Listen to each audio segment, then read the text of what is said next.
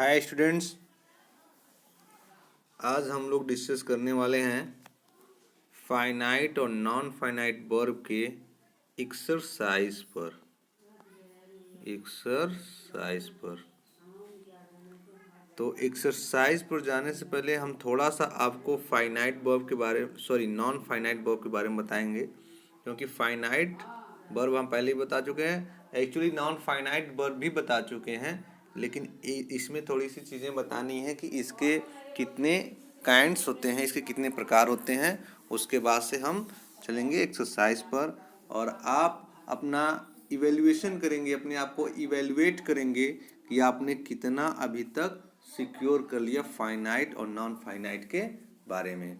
तो बच्चों, समय न व्यर्थ करते हुए हम चलते हैं अपने टॉपिक पे, finite and non finite verb. ध्यान से देखिएगा, अत्यंत ही महत्वपूर्ण टॉपिक है। डेली आपको बताता हूँ कि किसी भी तरह की इसमें उदासीनता यदि आप करेंगे तो समस्या इसमें आपको हो जाएगी। तो चलते हैं बच्चों अपने वीडियो में। क्योंकि पिछला वीडियो क्लियर नहीं था तो इसलिए मैंने इस बार स्क्रीनशॉट लिया है बुक से और वहाँ से आपको समझाने का प्रयास कर रहा हूँ, क्योंकि यहाँ पर जो मैं टाइप कर रहा हूँ उसका क्वालिटी जब अपलोड करने पे कम हो जा रहा है। तो इसलिए अब उसको देखते हैं, उसकी क्वालिटी आप कैसी होती है। ध्यान से इस वीडियो को देखिएगा और एक्सरसाइज करके आप उसका आंसर हमें बताने का प्रयास करिएगा, ताकि हम देखें आपने अभी तक कितना ध्यान से वीडियो को देखा है। तो चलते हैं बच्चों अपने वीडियो पर। देखिए, ये रहा फाइनाइट और नॉन फाइनाइट वर्ब। मैंने आपको बता दिया फाइनाइट वर्ब क्या होता है और नॉन फाइनाइट वर्ब भी क्या होता है, मैंने आपको बताया। अब हमको बताना है कि फाइनाइट वर्ब के प्रकार, नॉन फाइनाइट वर्ब के प्रकार। तो देखिए यहाँ पे नॉन फाइनाइट वर्ब्स यहाँ लिखा ना, थोड़ा सा इसको जूम करते हैं, यहाँ से इसको जूम करते हैं। देखिए यहाँ पे लिखा है non finite verbs are 3 kinds, लिखा है ना। नॉन फाइनाइट वर्ब जो होते हैं वो 3 प्रकार के होते हैं, एक जिरंड, इन्फिनेटिव और पार्टिसिपल। तो हम क्लास में इस पर चर्चा कर चुके हैं, बहुत अच्छी तरह से चर्चा कर चुके हैं। कई बार मैंने आपको बताया है कि जिरंड क्या होता है, इन्फिनेटिव क्या होता है और पार्टिसिपल क्या होता है, क्योंकि जब सिंथेसिस का चैप्टर मैं आपको पढ़ा रहा था तो इस पर बहुत अच्छे से चर्चा किया था और बहुत अच्छे से बताया था। और उम्मीद करता हूँ कि वो चीज़ें आपके नॉलेज में होंगी। यदि नहीं होंगी तो ध्यान से देखिए, आज भी बता दे रहा हूँ कि जिरंड, इन्फिनेटिव और पार्टिसिपल क्या होता है। तो बच्चों ध्यान से देखिए। देखिए, नॉन फाइनाइट वर्ब्स 3 प्रकार के होते हैं, जिरंड, इन्फिनेटिव, जिरंड, इन्फिनेटिव और पार्टिसिपल। तो बच्चों चलते हैं, पहले हम जाने जिरंड क्या होता है। मैंने आपको बताया था, तो यहाँ भी देख लीजिए आप लोग, लिखा है the ing form of the verb which is used as a noun is called gerund. It is also called the verbal noun. देखिए लिखा है the ing form of the verb, बस ही जानिए ing form of the verb. Verb का जो ing form होता है वह जिरंड कहलाता है। और इतना ही नहीं, इसका असली पहचान यह है कि यह एक नाउन की भांति प्रयोग होता है। देखिए पूरा एग्जाम्पल जब पढ़ेंगे आप तो पता चलेगा। लिखा का the ing form of the verb which is used as a noun is called gerund. समझ में आया ना आपको? यानी वर्ब का ऐसा फॉर्म जिसमें ing लगा हो और वो नाउन की तरह काम करता हो। जैसे एग्जाम्पल के जरिए आप देखिए, लिखा ना एग्जाम्पल, लिखा एग्जाम्पल है, एक मिनट, कंफ्यूजन हो जा रहा है।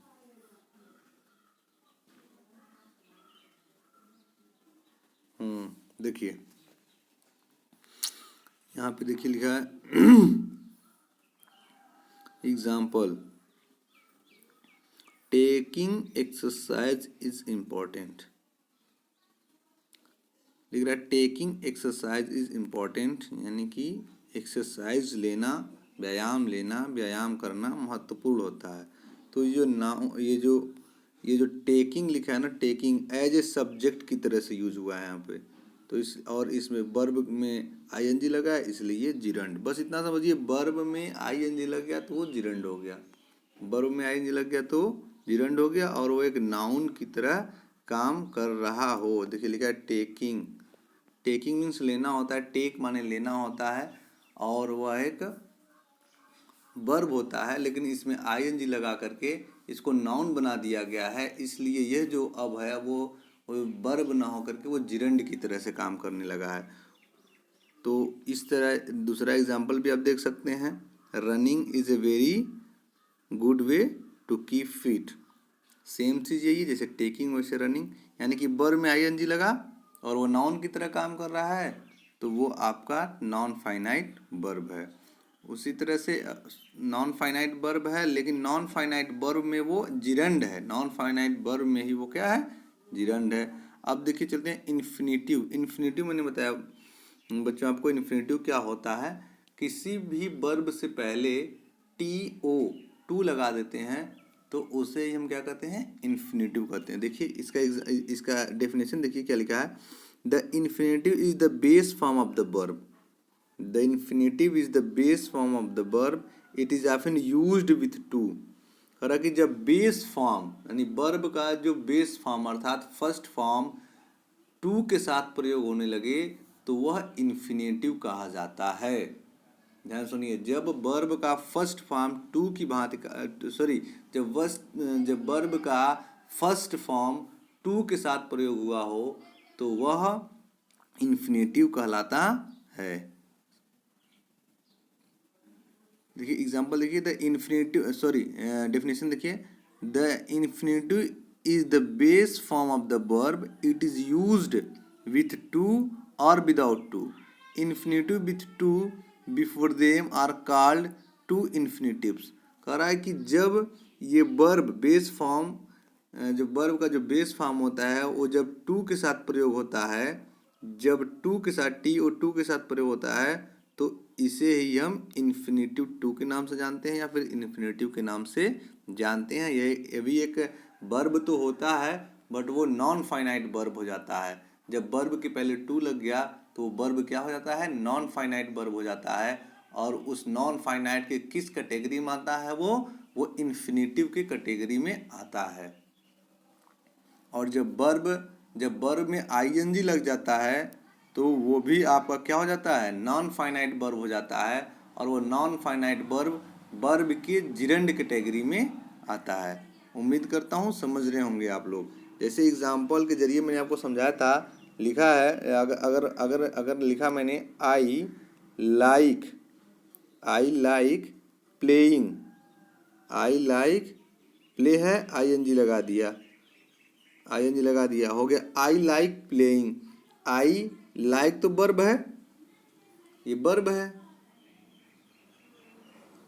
और ये प्लेइंग भी वर्ब है, लेकिन प्ले में आईएनजी लग गया ना, प्लेइंग हो गया, तो इसलिए जिरंड तो है, जिरंड बन गया, और ये जिरंड बनने के साथ साथ ये नॉन फाइनाइट वर्ब कहलाएगा। अभी प्लेइंग है ना, प्लेइंग अपने वर्ब प्लेइंग जो है अपने सब्जेक्ट के अनुसार चेंज नहीं होगा। आप अपना सब्जेक्ट बदलते रहिए, ये प्लेइंग नहीं बदलेगा, क्योंकि प्ले में आईएनजी लग जाने से ये नॉन फाइनाइट वर्ब हो गया, और यह अपने कर्ता के अनुसार अब बदलेगा नहीं। बदलना है तो लाइक ही बदलता रहेगा, लाइक का स्वरूप केवल चेंज होगा, क्योंकि यह यहाँ पर फाइनाइट वर्ब की तरह यूज हुआ है और प्लेइंग नॉन फाइनाइट वर्ब की तरह यूज हुई, इसलिए प्लेइंग के स्वरूप में कोई परिवर्तन नहीं होगा। अगर यहाँ पे ही करते हैं कि आई की जगह ही करते हैं तो लाइक जो है लाइक्स हो जाएगा, तो ही लाइक्स प्लेइंग प्लेइंग ही रहेगा।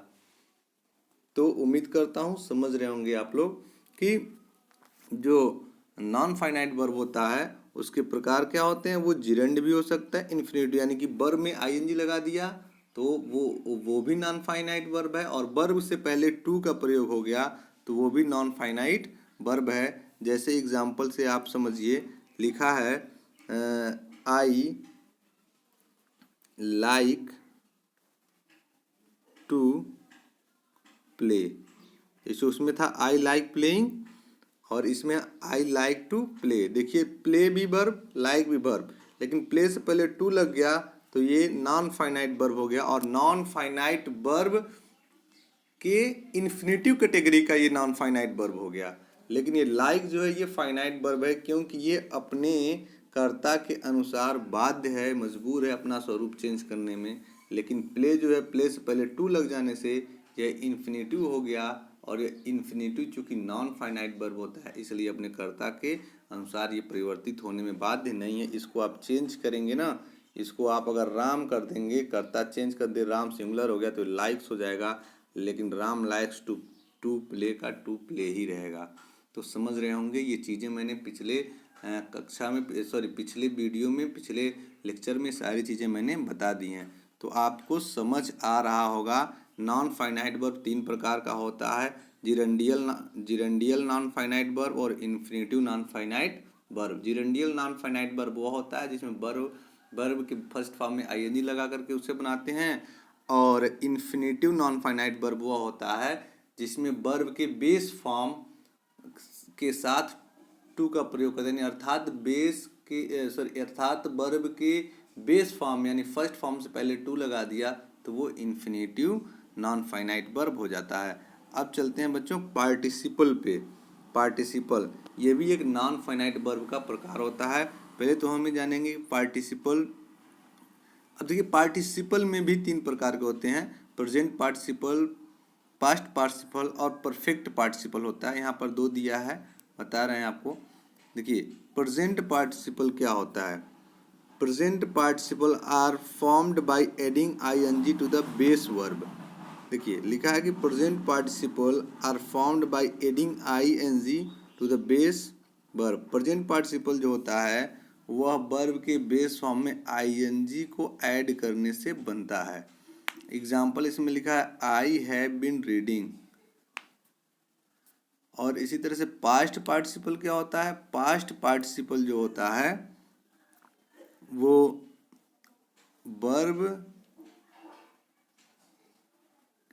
वर्ब के थर्ड फॉर्म, अर्थात वाक्य में जब वर्ब का थर्ड फॉर्म प्रयोग हुआ होता है that is called past participle. देखिए लिखा है ना, past participle are formed by adding D E D E N T or N to the base verb.